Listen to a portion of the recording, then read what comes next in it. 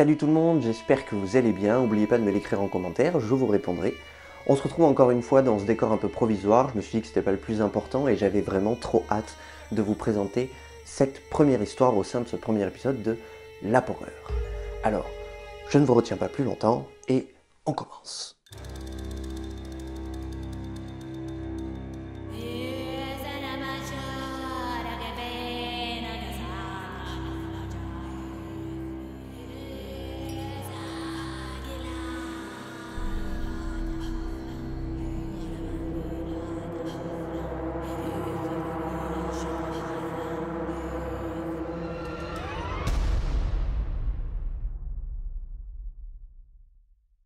Les plus anciens de la chaîne le savent, avec mon équipe, nous pratiquons l'exploration urbaine, c'est-à-dire le fait d'aller dans des lieux abandonnés pour les visiter.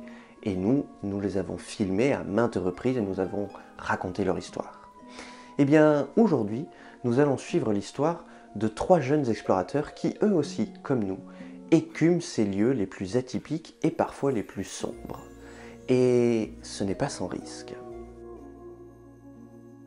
Tout commence le soir du samedi 12 janvier 2019, alors que 2 amis, alors en vacances, sont en train de regarder sur leur ordinateur le logiciel Google Earth. C'est en effet grâce à ce site que les 2 jeunes comparses, Léo et Aurélie, ont trouvé leur dernière exploration urbaine.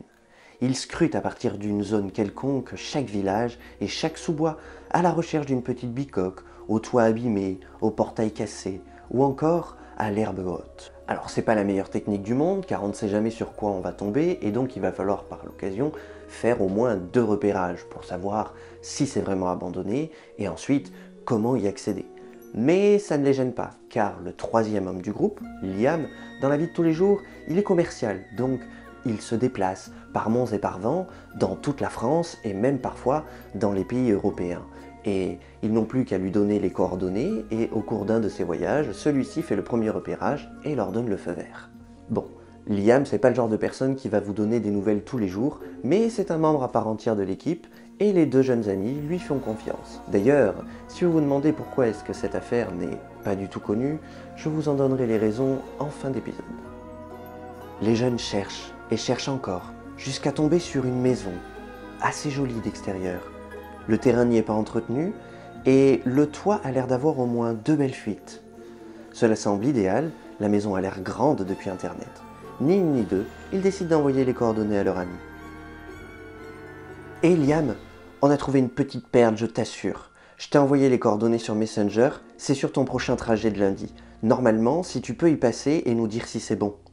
Si ça vaut le coup, on devrait pouvoir venir jeudi dans la journée te rejoindre.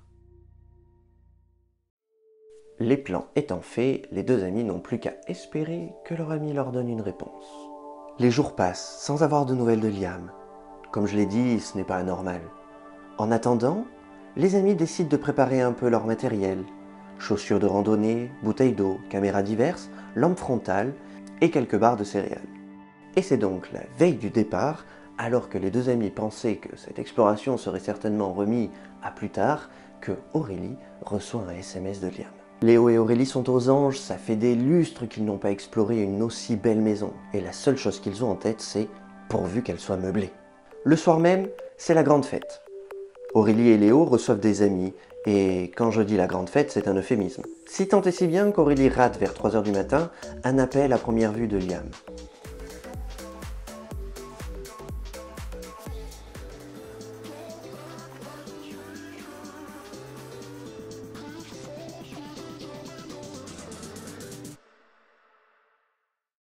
Le lendemain, vers midi, ils se réveillent. Ils sont un peu enfarinés, ils ont fait beaucoup la fête et surtout, ils ont beaucoup picolé.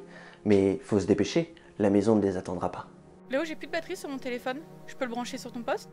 Oui, c'est bon, vas-y. Après quelques minutes, le téléphone d'Aurélie se rallume et elle remarque alors le fameux message de Liam, d'à peine quelques secondes.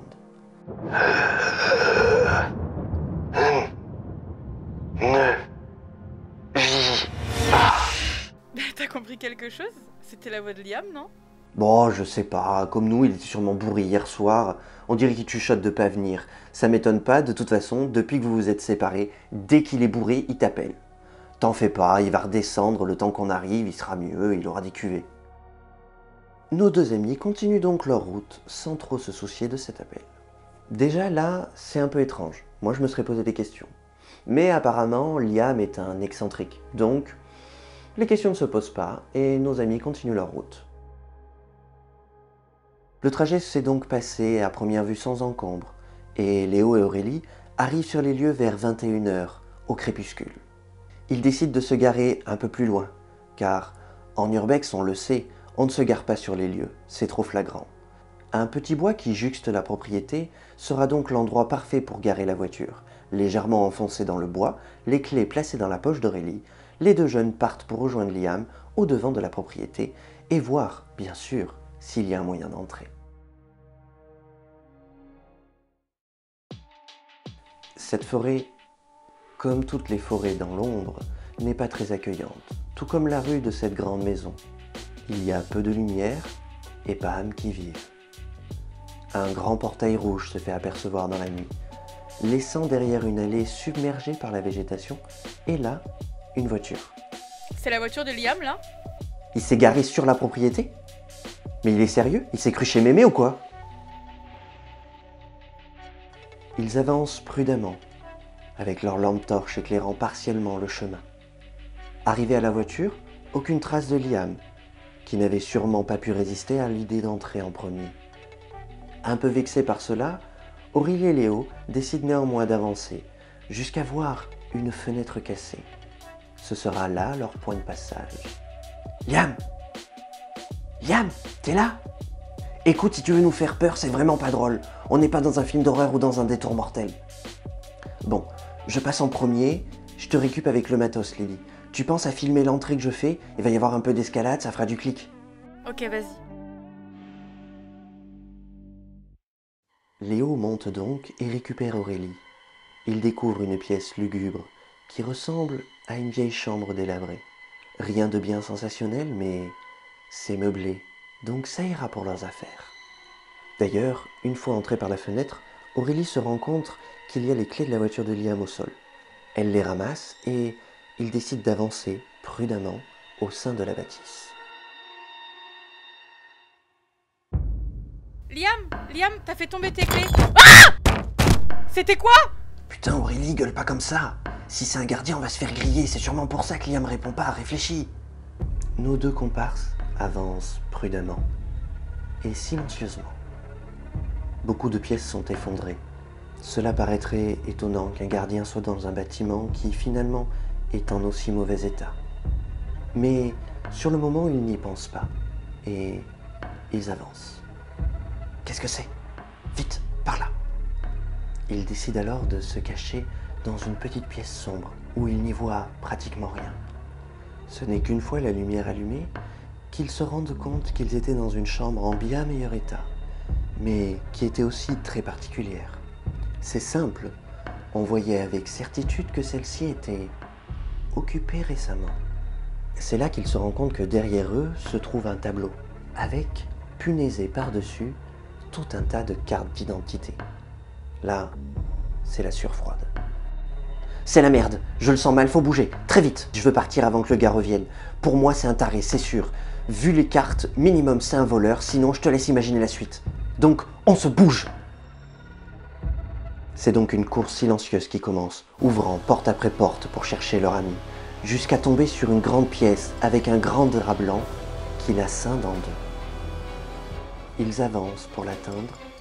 En ouvrant le rideau, les deux urbexeurs découvrent alors une scène d'horreur avec un fauteuil taché de ce qu'il ressemble à du sang. Mais ceux-ci n'ont pas le temps de souffler, qu'ils entendent déjà le bruit de la voiture qui revient. Ils décident alors de se cacher dans une vieille armoire, le seul meuble qui se trouve au fond de la pièce. Celle-ci est visqueuse et sent mauvais. À l'intérieur, des dizaines de vêtements tachés de sang et déchirés pour la plupart. Alors que les bruits de pas se rapprochent dans la pièce et que la porte s'ouvre, Aurélie et Léo sont en sueur et essaient de rester calmes, leur souffle et battements de cœur ne cessant de battre de plus en plus fort. Aurélie regarde alors à travers les rainures de cette vieille armoire et aperçoit un homme très grand et corpulent, avec une barbe et une casquette. Celui-ci avance jusqu'au fauteuil et s'y assoit.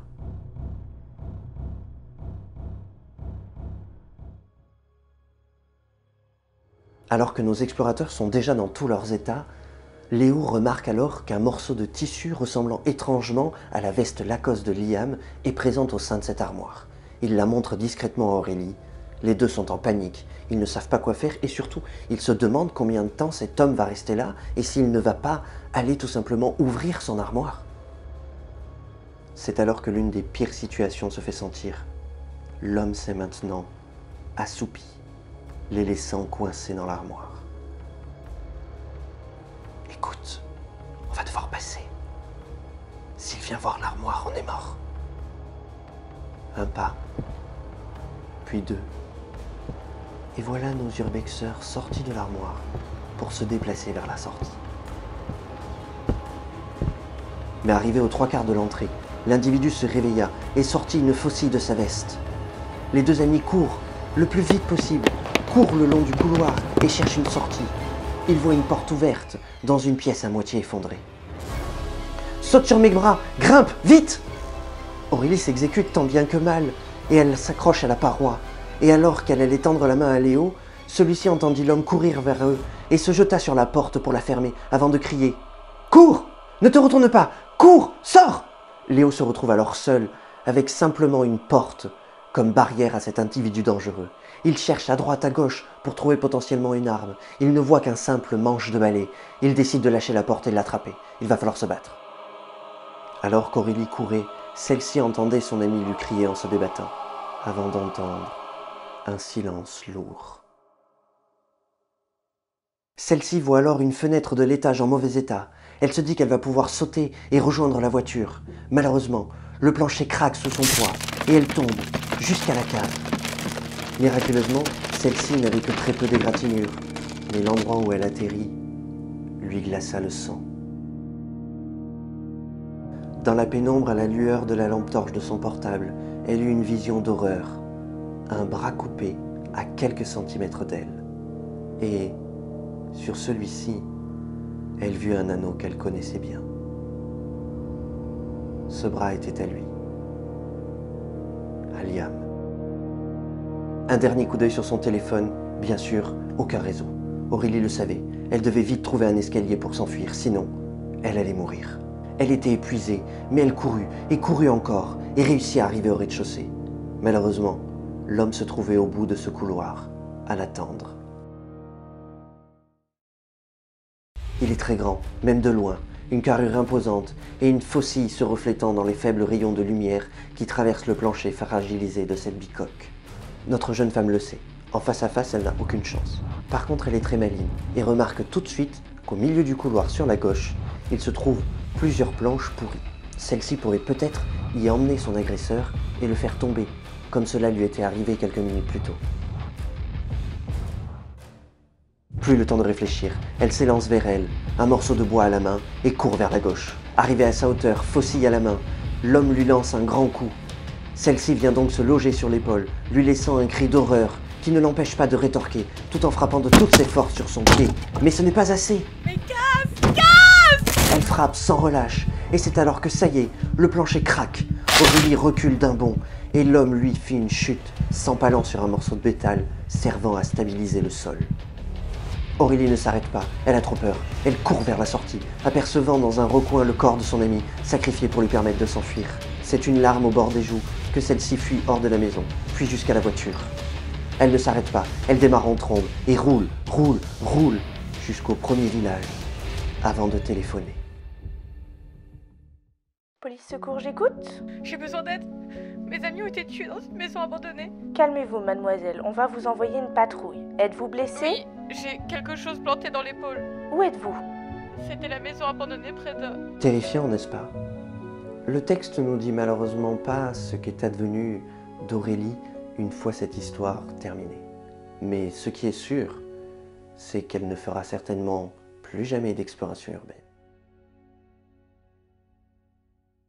Ah, ça donne pas forcément envie de faire des explorations urbaines tous les jours. Bon, est-ce que certains l'ont compris? Pourquoi est-ce que cette creepypasta n'est pas très connue? La réponse elle est simple, c'est parce que c'est moi qui l'ai écrite. C'est donc la deuxième histoire originale de cette chaîne, la première étant Dernier Sommeil, que je vous mets ici et en barre d'infos. Je vous invite bien évidemment à aller la voir. J'espère que celle-ci vous a plu. Je vous invite fortement à m'écrire en commentaire ce que vous en avez pensé, comment vous auriez réagi dans cette situation sur une histoire originale. Alors ce ne sera pas tout le temps le cas, parfois je piocherai des histoires à droite à gauche tout en mettant les sources bien évidemment comme d'habitude, et j'espère que ça vous a plu. Je vous fais des gros bisous, surtout laissez peut-être une petite veilleuse allumée ce soir, et je vous dis à très vite dans un prochain Lab Horreur. Tchuss!